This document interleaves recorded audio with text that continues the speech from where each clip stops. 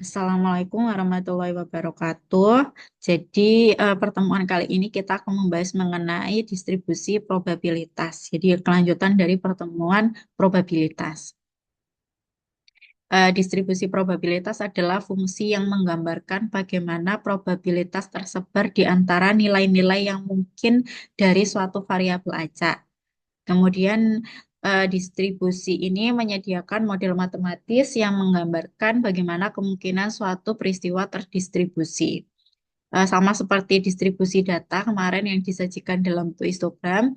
Kalau misal distribusi data itu untuk mengetahui penyebaran data, kalau yang distribusi probabilitas berarti digunakan untuk mengetahui distribusi atau persebaran dari probability atau peluang. Tuh. Ada dua jenis utama dalam distribusi probabilitas. Yang pertama yaitu distribusi probabilitas diskrit dan yang kedua yaitu distribusi probabilitas kontinu. Untuk distribusi probabilitas diskrit ini digunakan untuk variabel acak yang hanya bisa mengambil nilai-nilai tertentu dan terbatas. Setiap nilai dalam distribusi diskrit memiliki probabilitas tertentu dan jika dijumlah keseluruhan probabilitasnya sama dengan satu. Kalau distribusi probabilitas kontinu digunakan untuk variabel acak yang bisa mengambil nilai apapun dari suatu rentang kontinu. Kemudian probabilitas suatu nilai spesifik adalah nol, sehingga distribusi kontinu dihitung dalam bentuk rentang atau interval. Kemudian distribusi probabilitas diskrit adalah distribusi probabilitas yang menggambarkan probabilitas terjadinya setiap nilai dari variabel acak yang bersifat diskrit. Variabel acak diskrit adalah variabel yang hanya dapat memiliki sejumlah nilai tertentu dan terbatas, seperti jumlah kepala dalam pelemparan koin atau jumlah pelanggan yang datang ke toko dalam satu hari. Tuh, jadi ada batasnya ya, terbatas. Kemudian em, beberapa contoh distribusi probabilitas diskrit yaitu ada distribusi Bernoulli, yaitu probabilitas dari dua hasil dalam satu percobaan bisa sukses gagal, itu contohnya. Kemudian ada distribusi binomial, yaitu mengukur jumlah keberhasilan dalam beberapa kali percobaan yang independen dan hasilnya juga sukses dan gagal. Jadi kalau distribusi Bernoulli itu apa namanya probabilitas dua hasil dalam satu percobaan. Nah, kalau binomial itu dalam beberapa kali percobaan, jadi tidak hanya satu. Kemudian ada distribusi Poisson mengukur jumlah kejadian dalam interval waktu atau ruang tertentu dengan rata-rata kejadiannya tetap. Kemudian ada distribusi geometrik di sini mengukur jumlah percobaan hingga percobaan sukses pertama kali itu terjadi. Nah, di sini ada distribusi Bernoulli tadi. Waalaikumsalam.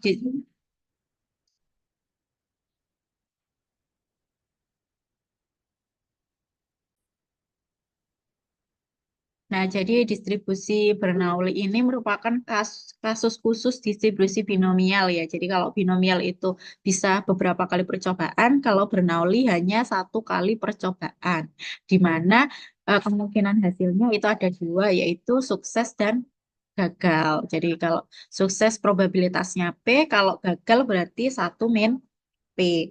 Kemudian contohnya adalah dalam satu lemparan koin. Jika peluang muncul kepala atau head adalah 0,5, maka probabilitas muncul kepala sukses itu adalah 0,5 dan muncul ekor itu artinya gagal juga 0,5.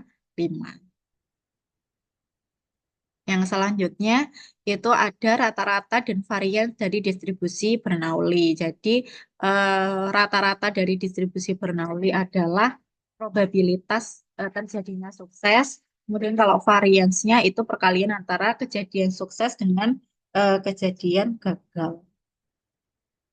Nah, selanjutnya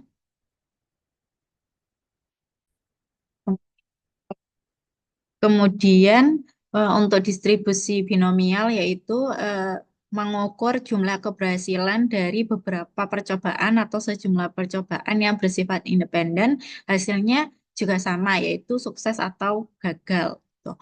Nah, rumusnya adalah kalau yang tadi itu hanya ada P1 min P, kalau yang di sini itu ada NK, ini artinya adalah kombinasi, ya, kombinasi dari apa N percobaan didapatkan K hasil. Gitu. Kemudian ada apa namanya ini probabilitas sukses dipangkatkan K, kemudian probabilitas gagal 1 min P dipangkatkan N min K gitu. Nah, contohnya adalah jika eh, kalian melempar koin sebanyak 10 kali, maka berapa probabilitas 6 kali itu mendapatkan head atau kepala gitu ya. Jadi nanti N ini adalah 10, K ini adalah 6, kemudian probabilitasnya masih sama ya setengah, karena kan munculnya hit atau tail itu probabilitasnya masing-masing setengah. Jadi setengah pangkat 6, kemudian dikalikan dengan 1 min P pangkat 4. 10 dikurangi 6. Tuh. Nah, ini rata-rata untuk distribusi binomial yaitu N dikalikan dengan P, jadi banyaknya kejadian 10 dikalikan dengan 1/2 gitu. Nah, kalau variansnya berarti N dikalikan P dikalikan 1 min P. Jadi hanya menambahkan N ya dari distribusi Bernoulli. Selanjutnya ada distribusi Poisson. Di sini adalah mengukur jumlah kejadian dari suatu interval waktu atau ruang tertentu dengan asumsi bahwa kejadian-kejadian tersebut terjadi secara acak dan independen. Kemudian di sini rumusnya adalah seperti ini. Jadi ini ada lambda pangkat K, E pangkat min lambda dibagi dengan K faktorial. Faktorial itu adalah perkalian ya. Jadi kalau misalkan kalian punya 3 faktorial, maka artinya itu sama dengan 3 dikali 2 dikali 1. Kalau semisal 5 faktorial berarti 5 dikali 4 dikali 3 dikali 2 dikali 1 di sini. Nah, kemudian contohnya adalah jika rata-rata 3 mobil melewati sebuah titik setiap menit, berapa probabilitas 5 mobil lewat dalam satu menit gitu. Jadi di sini rata-rata kejadiannya adalah 3, berarti lambdanya adalah 3. Kemudian K-nya itu adalah probabilitas mendapat K kejadian. Berarti di sini eh, K-nya adalah 5. Selanjutnya, kalau rata-rata dan varians dari distribusi Poisson, itu rata-ratanya adalah pakai lambda, yaitu rata-rata tadi 3, kalau variansnya juga sama lambda, gitu. Kemudian ada distribusi geometrik, di sini itu mengukur jumlah percobaan yang diperlukan hingga terjadi satu keberhasilan pertama dalam serangkaian percobaan yang independen. Untuk rumusnya adalah 1 min P pangkat K min 1 dikalikan dengan P, di mana probabilitas X sama dengan K itu adalah probabilitas kejadian berhasil pertama setelah percobaan beberapa kali. Kemudian P ini adalah probabilitas sukses ya, 1 min P itu adalah probabilitas gagal. Contohnya adalah jika probabilitas sukses dalam setiap percobaan adalah 0,2, berarti P-nya 0,2, maka berapa probabilitas keberhasilan pertama terjadi pada percobaan keempat? Berarti K-nya adalah 4 gitu. Nah, ini untuk rata-ratanya, kalau semisal rata-ratanya adalah 1/P, kalau variansinya adalah 1 min P/P kuadrat. Yang selanjutnya adalah distribusi probabilitas kontinu. Distribusi probabilitas kontinu menggambarkan probabilitas variabel acak kontinu yang dapat mengambil nilai sembarang dari interval pada garis bilangan real.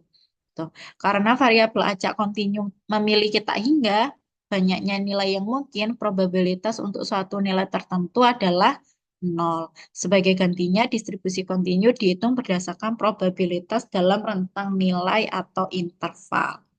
Jadi contohnya di sini ada distribusi normal, distribusi eksponen, distribusi uniform, dan distribusi T gitu. Kalau distribusi normal ini memiliki bentuk lonceng simetris yang digunakan untuk memodelkan banyak fenomena alami. Jadi contohnya kemarin itu pernah saya contohkan dengan menggunakan distribusi di mana bahwa nilai rata-rata, median, dan modusnya sama ya. Jadi simetrik, bukan menceng atau skewness. Itu merupakan distribusi normal. Kemudian ada distribusi eksponensial digunakan untuk memodelkan waktu antara kejadian dalam proses yang terus-menerus dan acak. Kemudian ada distribusi uniform. Di sini setiap nilai dalam rentang memiliki probabilitas yang sama, uniform sama. Kemudian ada distribusi T digunakan untuk analisis statistik ketika ukuran sampel kecil dan varian populasi tidak diketahui. Jadi distribusi normal dan distribusi T ini saling berkaitan.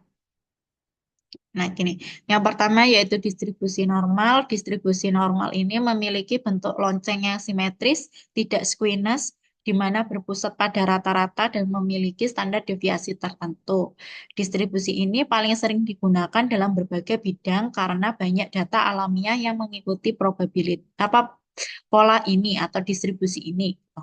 Kemudian ini adalah rumus kepadatannya.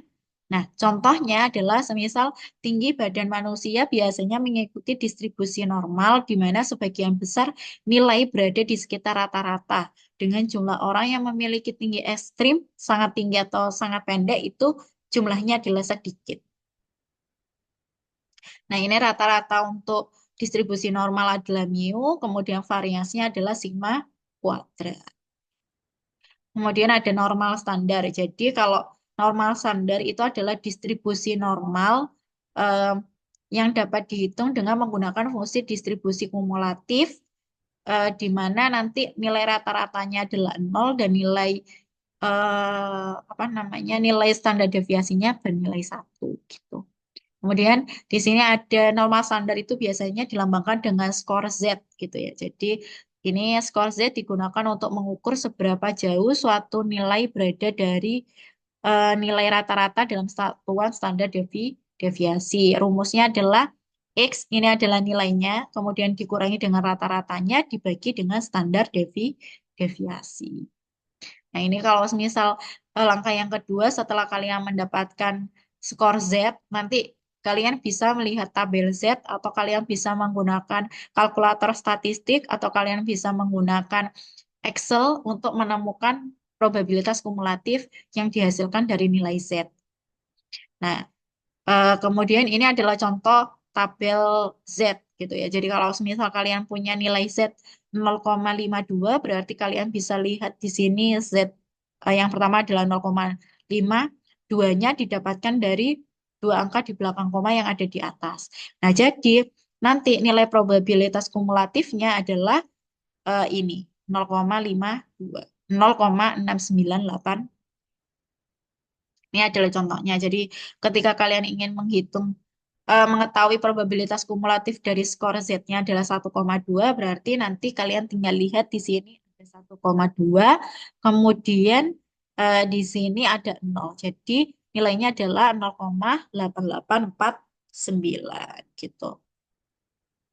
Nah, untuk mencari probabilitas antara dua nilai di situ, semisal nilai Z dari 0 hingga 1,2, maka kalian bisa menggunakan eh, hasil dari probabilitas Z kurang dari 1,2 dikurangi dengan probabilitas Z. Yang biasanya di sini adalah 0,5. Jadi bisa dilihat di sini kalau Z-nya nilainya 0, maka hasilnya adalah 0,5.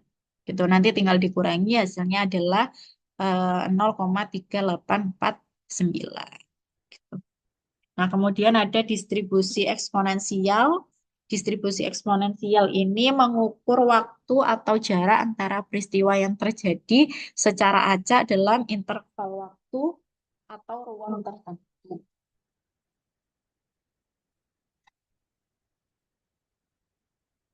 Kemudian rumusnya itu adalah pakai lambda ya. Itu. Nah, contohnya adalah semisal waktu yang dibutuhkan sebuah mesin untuk mengalami kerusakan itu dapat dimodelkan dengan distribusi eksponensial. Untuk rata-ratanya adalah 1 per lambda dan variansinya adalah 1 per lambda kuadrat. Kemudian yang selanjutnya ini ada distribusi apa uniform, nanti bisa dibaca ya karena jarang digunakan.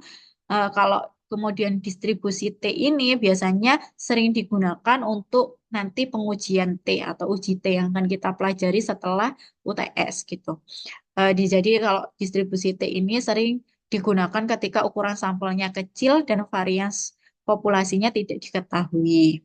Nah, kemudian contohnya adalah distribusi T digunakan untuk uji T dalam statistik yang membantu menentukan apakah ada perbedaan signifikan antara rata-rata dari dua kelompok. Tuh. Ini adalah min dan rata-ratanya. Jadi minnya dari distribusi T adalah 0 dan variansnya itu tergantung dari derajat bebasnya.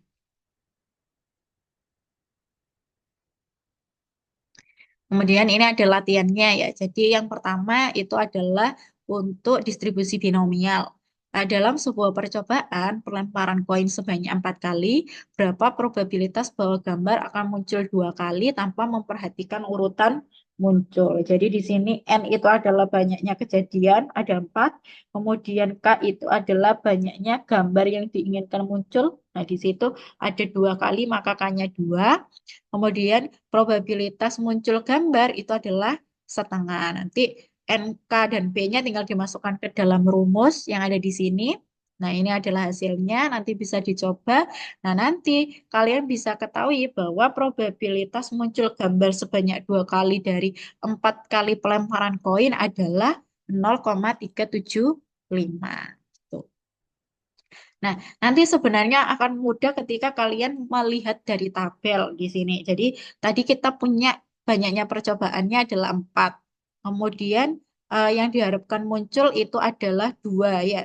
Jadi, kita lihat N4 sama X2. Nah, probabilitasnya tadi adalah 0,5. Jadi, yang dilihat adalah yang paling kanan.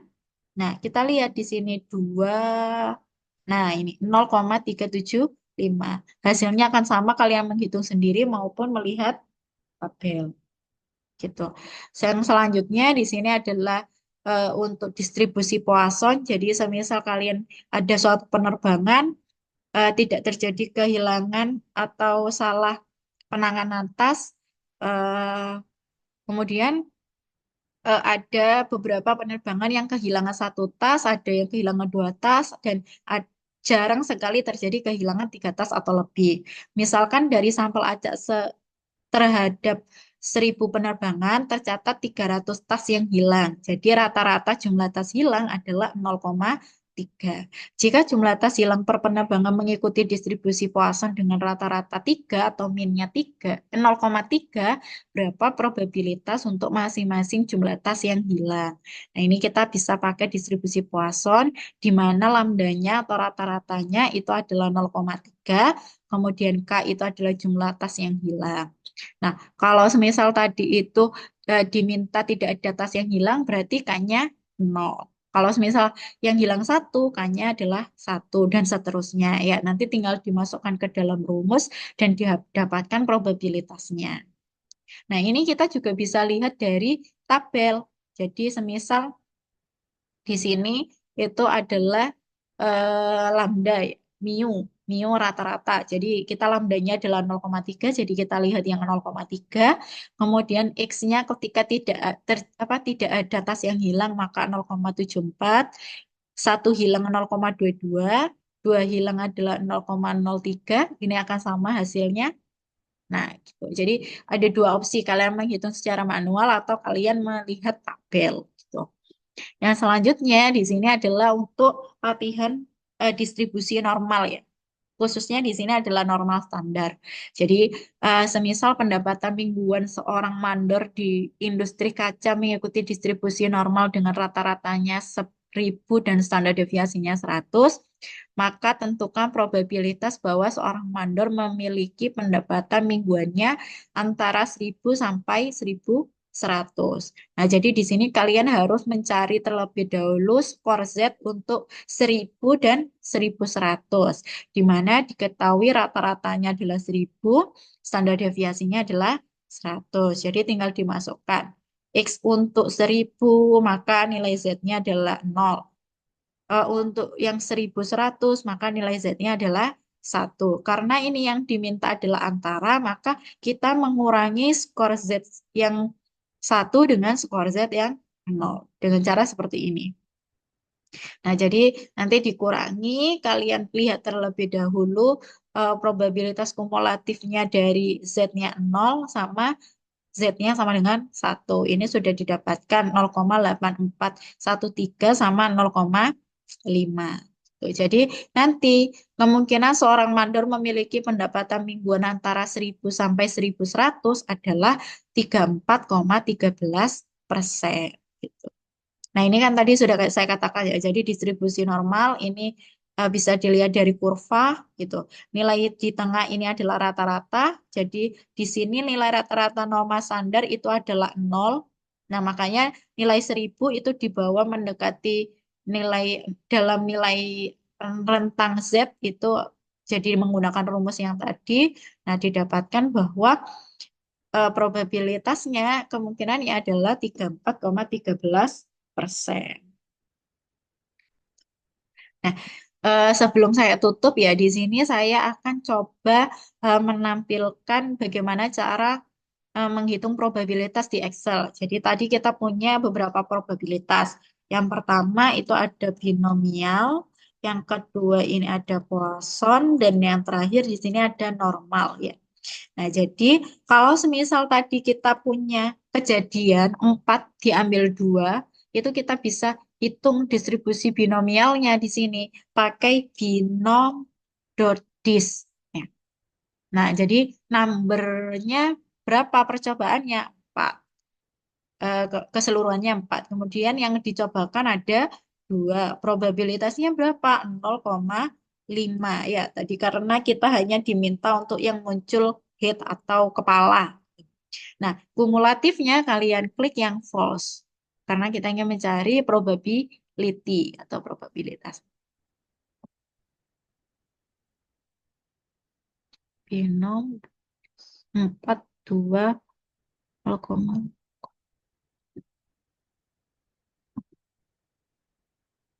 ini apa kebalik ya? Nah, terbalik ternyata. Kalau number itu adalah percobaannya berapa kali, kemudian 4 ini adalah banyaknya keseluruhan kejadian. Nah, kemudian ini probabilitasnya dan kita pilih yang false karena kita ingin mencari probabilitas gitu. Yang selanjutnya adalah Poisson. Jadi tadi kita juga sama, di sini kita klik yang Poisson.dis. Nah, tadi X-nya berapa? X-nya tadi yang diinginkan adalah semisal kehilangan 0 tas gitu ya. Kemudian rata-ratanya tadi 0,3, kumulatifnya juga sama, kita pilih yang false. Tuh. Nah, kan sama ketika kita ganti dengan 1, nanti nilainya juga sama. Gitu. Nah, kalau yang terakhir di sini adalah distribusi normal, kita bisa pakai normal dodis di sini X-nya itu nilai apa namanya em, Z-nya ya, Z-nya tadi 0, kemudian rata-rata dan standar deviasinya itu kita pakai 0,1 karena kita pakai normal standar. Nah, kumulatifnya kalian pilih yang true karena kita ingin menghitung probabilitas kumulatif. Nah, hasilnya akan 0,5. Ketika kita ingin mencari yang nilainya 1, yang tadi untuk 1100 itu kita tinggal ganti 1, rata-rata dan standar deviasinya masih sama, kita pilih yang kumulatif. Nah, jadi nanti ketika ini dikurangi dengan ini, maka hasilnya sama, 341 gitu. Nah, ini adalah untuk materi distribusi probabilitas. Nanti jangan lupa untuk dicoba latihannya agar bisa mengerjakan soal-soalnya. Saya akhiri. Wassalamualaikum warahmatullahi wabarakatuh.